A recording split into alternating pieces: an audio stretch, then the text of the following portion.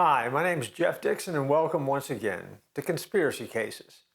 In this series, we take a look at some things that have been in the news or some things that have crossed across the pages of history and at times have allowed themselves to become the stuff of rumor, speculation, and conspiracy. We call them the conspiracy cases. And in this series, we open up those cases and we do a look. And we look truthfully at what happened, what didn't happen. But more importantly, when we get to the conclusion of the topic, we take a look and look at the spiritual implications of what it means to us in a world that sometimes doesn't value truth like it should and very often gets deceived by things that aren't truthful at all. In this conspiracy case, we look at the life and the death and the mystery of Jimmy Hoffa. There's a scene in the movie from 2003 called Bruce Almighty where Jim Carrey's character, Bruce, an investigative journalist who literally becomes God, complicated storyline, but neither here nor there.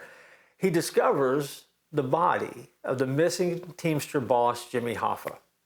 Now the joke is, according to the film, that you would need to be God to discover Hoffa's body because no one has seen Hoffa's body for nearly 3 or 4 decades of searches. The story unfolds like this. In July, the 30th of July, 1975, James Hoffa, who was the president of the powerful U.S. Teamsters Union, he was the president of that union from 1957 to 1967. And he walked out of the Macus Red Fox restaurant in Detroit, and he became an American myth. He was never seen again. James Riddle Hoffa had fought his way into leadership at the International Brother of Teamsters during the 1930s, when labor and capital were engaged in struggles that bordered on class warfare, dreamed of by the Marxists. Hoffa's own brother had been shot. For protection, the Teamsters turned to the mafia, who helped the Teamsters extort money from its employers. Hoffa had used that overflowing union pension fund as his own private slush fund, his own private bank, if you will. And he used that fund to buy favor with politicians at all levels, from city districts all the way up to the U.S. Senate.